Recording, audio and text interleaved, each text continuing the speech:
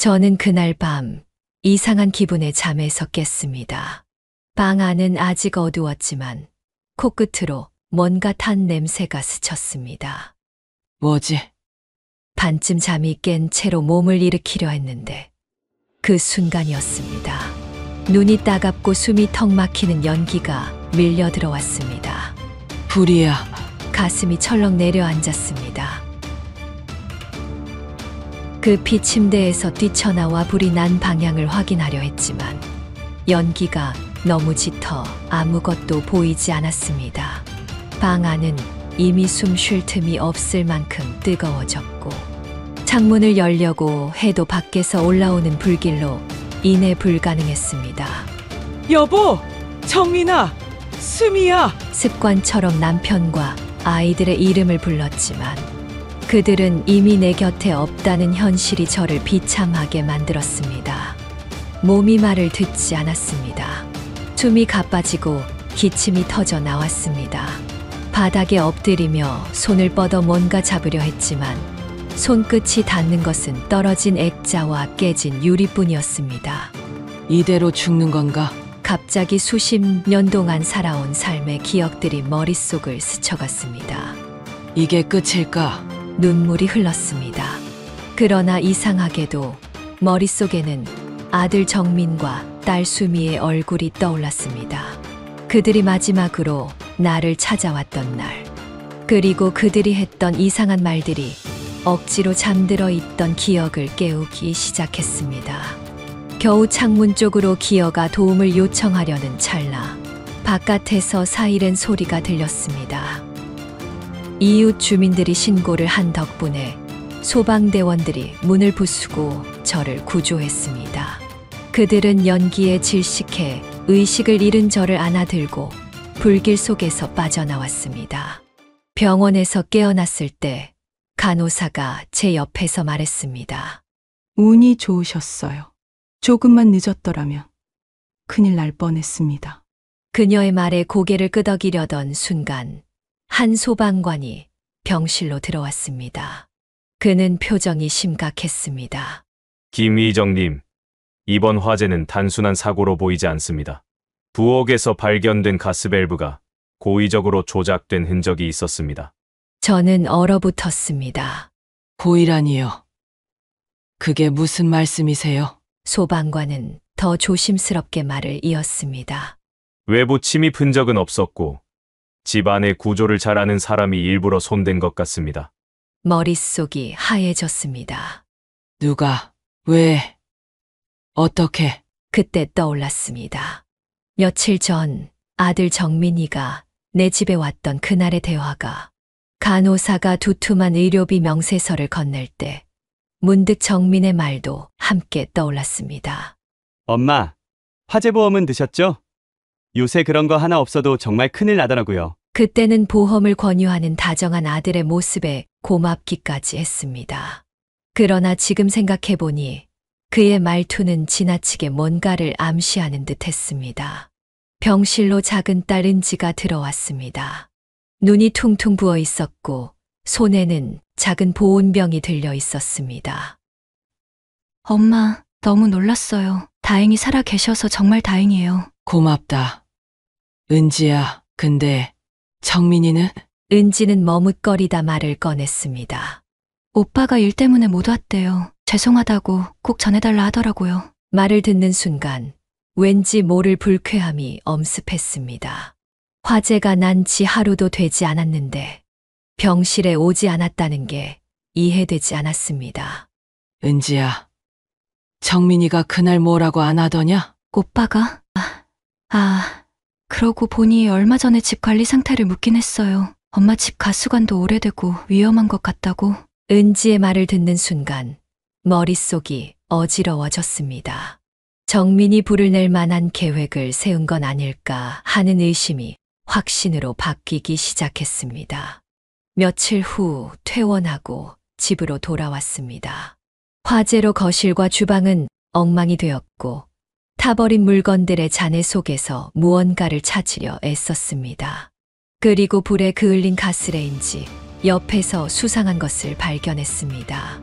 가스관의 연결 부분이 비정상적으로 느슨해져 있었고 그 옆에 낯선 도구 하나가 떨어져 있었습니다. 이건 내가 손댄 적이 없는데. 그때 머릿속에 번개처럼 떠오른 또 다른 장면. 며칠 전 정민이 주방에서 가스레인지를 들여다보며 했던 말. 엄마, 이거 점검 좀 받아야겠어요. 연결 부위가 많이 낡았어요. 제가 직접 봐줄게요. 차가운 오한이 온몸을 훑고 지나갔습니다. 정민이 의도적으로 가스관에 손을 댔던 건 아닐까. 더 이상 혼자만의 추측으로는 부족하다고 느낀 저는 은지에게 도움을 청했습니다. 은지야, 너 정민이가 요즘 무슨 일 하는지 좀 알아봐 줄 수 있겠니? 엄마, 무슨 일이에요? 오빠를 왜 그렇게 의심하세요? 내가 나중에 다 설명할게. 지금은 좀 도와줘. 은지가 찾아온 자료 속에서 믿기 힘든 내용이 발견됐습니다. 정민이 최근 대출과 사채를 오가며 수천만 원의 빚을 지고 있었다는 것이었습니다. 결정적 단서를 확인하기 위해 저는 정민을 직접 마주하기로 했습니다. 정민아, 화재 당일에 어디 있었니? 왜 엄마 병원에도 안 왔어? 정민은 당황한 기색을 보이며 얼버무렸습니다. 아, 엄마, 일이 너무 바빠서 그날은 어쩔 수가 없었어. 이해해줘. 미안해, 엄마. 많이 속상했지? 하지만 그의 눈빛은 흔들렸습니다. 마치 자신이 저지른 일을 들킬까봐 두려워하는 사람처럼. 정민과의 대화에서 얻은 실마리를 바탕으로 저는 그가 자주 드나들던 술집과 사채업자, 사무실까지 발로 뛰며 정보를 모았습니다. 그리고 결정적인 사실을 확인하게 되었죠.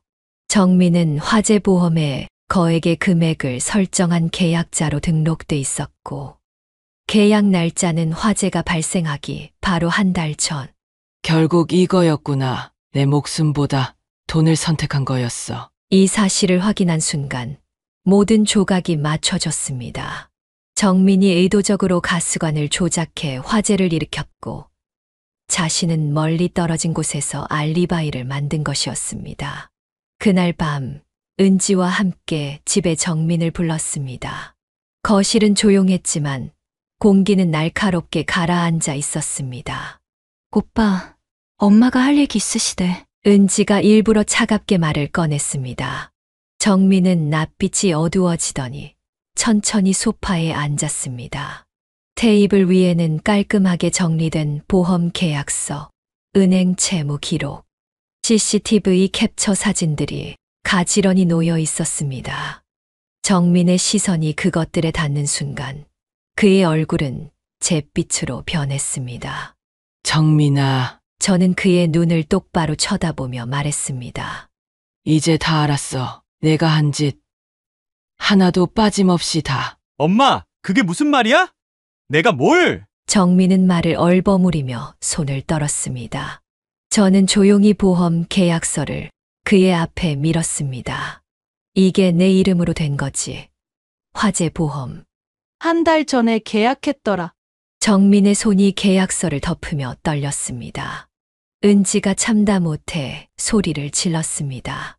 오빠, 오해라고? 우리 엄마 죽이려고 가스관 손댄 게 오해야? 그럼 이 CCTV 영상은 뭔데? 은지가 한 장의 사진을 던졌습니다. 정민이 화재 발생 하루 전 가스관 근처에 있는 모습이 찍힌 CCTV 캡처였습니다. 정민아, 너 엄마한테 왜 그랬니? 내가 계획한 거 다 알고 있어. 내 빚, 내 보험, 내가 했던 행동들, 왜 그런 짓을 한 거야? 정민은 더 이상 숨길 수 없다는 걸 깨달았는지 갑자기 손으로 머리를 감싸쥐며 비명을 질렀습니다. 엄마, 미안해요. 근데 나도 어쩔 수 없었어. 어쩔 수 없었다고?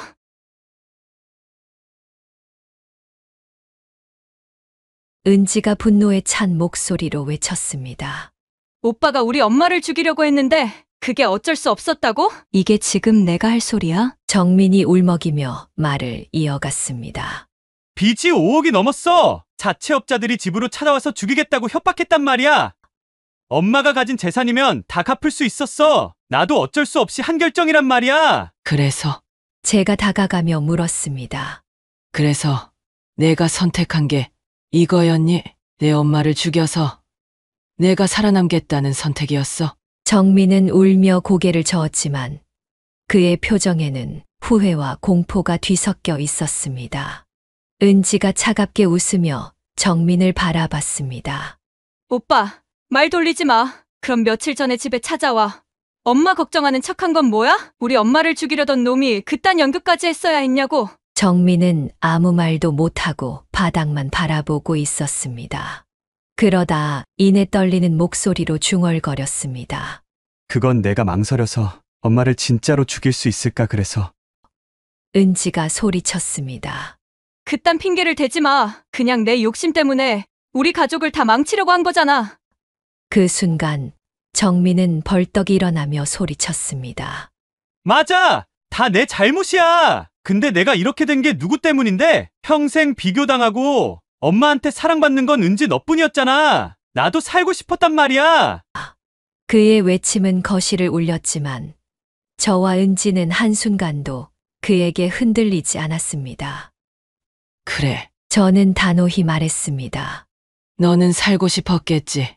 하지만 내가 선택한 방법은 용서받을 수 없어. 경찰에 가서 내가 한 짓 다 말해. 아니면 내가 직접 신고할 거야. 정민의 얼굴이 새파래졌습니다. 은지는 손가락을 들어 경찰에 전화를 걸었습니다. 여보세요? 신고할 게 있습니다. 저희 오빠가. 정민이 벌떡 일어나 은지의 손을 붙잡으려 했지만 은지가 매섭게 뿌리쳤습니다. 오빠, 이제 그만. 내가 한 짓을 받아들여야 해. 그래야 우리 가족이 더 이상 무너지지 않아. 경찰이 도착했을 때 정민은 울며 저를 향해 마지막으로 말했습니다. 엄마 제발 용서해 주세요. 저도 사람이었어요. 잘못했어요. 정말이에요. 저는 눈물을 머금고 고개를 저었습니다. 정민아, 내가 정말 뉘우친다면 그걸 말로만 하지 말고 증명해. 이제는 엄마가 내 잘못을 감춰줄 수 없어. 그건 엄마가 내게 해줄 수 있는 마지막 사랑이야. 정민은 수갑을 찬 채로 경찰차에 올라탔습니다. 떠나기 전 그의 얼굴에 눈물이 흘렀습니다. 엄마 죄송해요. 정말 죄송해요. 정민이 떠난 후 집안에는 깊은 침묵만이 남았습니다. 저는 소파에 앉아 울음을 터뜨렸습니다. 내가 뭘 잘못했을까? 내가 어디서부터 이렇게 됐을까? 은지가 제 옆에 앉아 조용히 제 손을 잡았습니다. 엄마, 오빠가 잘못한 거지. 엄마 잘못 아니에요. 엄마는 우리를 위해 최선을 다하셨잖아요. 저는 고개를 끄덕이며 그녀를 꼭 안았습니다. 그날 이후 시간이 흘렀습니다. 정민은 구치소에 수감되어 재판을 기다리고 있었고 저와 은지는 남은 일상을 이어가야 했습니다. 하루는 은지가 우편물을 정리하다가 낯선 편지를 제게 건넸습니다. 엄마, 이거 오빠한테서 온 편지 같아요. 저는 망설이다 편지를 열었습니다. 엄마 죄송합니다. 제가 저지른 죄를 매일 밤 되새기고 있습니다. 그날 엄마가 화재 속에서 살아남으셨다는 소식을 듣고 처음엔 두려웠어요. 하지만 그 후엔 오히려 안도했어요. 제가 저지른 죄가 영원히 묻히지 않고 드러날 수 있어서요. 지금 이곳에서 저는 제 삶을 되돌아보고 있어요. 어렸을 때 엄마가 제게 해줬던 따뜻한 기억, 그 모든 사랑을 이제야 깨닫고 있습니다. 제 죄는 용서받을 수 없겠지만 저는 평생 반성하며 살겠습니다. 부탁이 하나 있어요. 제가 다시 세상에 나왔을 때 그때는 한 번만 만나주세요. 제 진심을 보여드리고 싶어요. 편지를 읽고 저는 잠시 침묵했습니다. 마음 한구석이 무거웠지만 제게 남은 건 은지와의 평화로운 삶이라는 것을 다시 한번 깨달았습니다. 저는 은지와 함께 작은 집에서 새 출발을 시작했습니다. 과거의 상처는 쉽게 아물지 않았지만 은지가 제 곁에서 든든한 버팀목이 되어 주었습니다. 어느 날 은지가 퇴근길에 장을 봐 오며 말했습니다. 엄마, 오늘은 제가 직접 저녁을 만들어 볼게요. 조금 서툴겠지만 기대해 주세요. 그날 은지가 만든 음식은 된장찌개와 간단한 반찬이었지만 그 맛은 그 무엇보다도 따뜻했습니다. 한 입 먹을 때마다 가슴 속에서 울컥하는 감정이 올라왔습니다. 우리 은지, 이거 너무 맛있다. 엄마가 지금까지 먹었던 된장찌개 중에 최고야. 제가 눈물로 미소를 짓자 은지는 수줍게 웃으며 말했습니다. 엄마, 제가 더 자주 해드릴게요. 이제 엄마는 저만 믿으세요. 집안에 오랜만에 웃음소리가 울려 퍼졌습니다. 그것은 비록 작지만 깊이 스며드는 행복이었습니다. 매일 아침 은지는 출근 전 저에게 말을 건넵니다. 엄마, 오늘은 햇살도 좋고 날씨가 맑으니까 산책 한번 다녀오세요. 제가 퇴근하고 맛있는 거 해드릴게요. 그녀의 한마디 한마디가 제게는 큰 위로와 격려가 되었습니다. 저는 그녀가 만든 작은 도시락을 들고 공원으로 나가 햇살을 느끼며 산책했습니다. 어느 날 은지가 저를 놀라게 할 준비를 하고 있었습니다. 그녀는 퇴근 후 작은 화분을 들고 들어왔습니다. 엄마, 이거 키워보세요. 제가 엄마가 식물을 잘 키우시는 걸 아니까 이 화분도 금방 예쁘게 자랄 것 같아요. 그 순간 저는 눈물이 났습니다. 우리 은지, 정말 고마워. 내가 이렇게 나를 챙겨주니 엄마는 더 열심히 살아야겠다는 생각이 든다. 주말이면 은지와 함께 시장에 가거나 공원에 산책을 다니곤 했습니다. 그녀는 늘 제 손을 꼭 잡고 밝게 웃었습니다. 엄마, 이제는 우리 웃는 날만 만들자. 아픈 일은 다 잊고. 은지와 함께한 시간은 저에게 새로운 희망의 씨앗이 되었습니다. 그녀와 함께 만든 소박한 일상은 무엇과도 바꿀 수 없는 소중한 행복이었습니다. 어느 날 은지가 조심스레 물었습니다. 엄마, 오빠를 언젠가 용서할 수 있을까요? 저는 잠시 생각하다 대답했습니다. 아직은 어렵지만 내가 옆에 있어. 준이, 나도 언젠가 용서할 수 있는 날이 올 거라 믿는다. 지금은 우리 둘의 행복을 먼저 생각하자. 은지는 고개를 끄덕이며 제 손을 꼭 잡았습니다.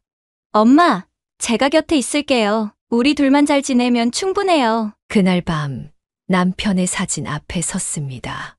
여보, 은지가 우리 가족을 다시 이어주고 있어요. 당신도 하늘에서 보고 계시겠죠? 창문 너머로 들어오는 달빛 아래 저는 남편에게 약속했습니다. 은지와 함께 행복하게 살겠습니다. 그리고 언젠가는 정민이도 용서할 수 있는 날이 오겠죠. 우리 가족 다시 희망을 찾을게요. 그날 밤 오랜만에 저는 깊은 잠에 들었습니다. 이제야 비로소 꿈속에서 남편과 함께 웃으며 우리 아이들과 함께 손잡고 걷는 모습을 볼 수 있었습니다. 몇 년 뒤 저는 은지와 함께 정민이 수감된 교도소에서 면회를 기다리고 있었습니다. 정민은 한눈에 봐도 많이 야위고 초췌해져 있었지만 눈빛만큼은 이전과 달랐습니다. 엄마, 은지야 정말 미안해. 그리고 고마워. 그의 목소리에는 후회와 진심이 담겨 있었습니다. 저는 정민의 손을 잡으며 말했습니다. 정민아, 다시 시작해보자. 내가 잘못을 뉘우친다면 엄마는 너를 믿어볼게. 그날의 만남이 가족에게 또 다른 변화를 가져올지 알 수 없었지만 저는 용기를 내보기로 했습니다. 그날 밤 남편의 사진을 바라보며 저는 중얼거렸습니다. 여보, 우리 가족이 조금씩 회복하고 있어요. 당신도 하늘에서 보고 계시겠죠? 이 이야기를 통해 다시 한번 말씀드리고 싶습니다. 돈과 재산은 유한하지만 가족은 영원합니다. 부디 여러분의 가정에는 언제나 평화로운 하늘과 구름 같은 따뜻함이 가득하길 바랍니다. 이 이야기가 하늘을 떠도는 구름처럼 여러분의 마음 속에 잔잔한 울림으로 남았기를 바랍니다. 여러분의 생각과 감정을 댓글로 남겨주시면 큰 힘이 됩니다. 감사합니다.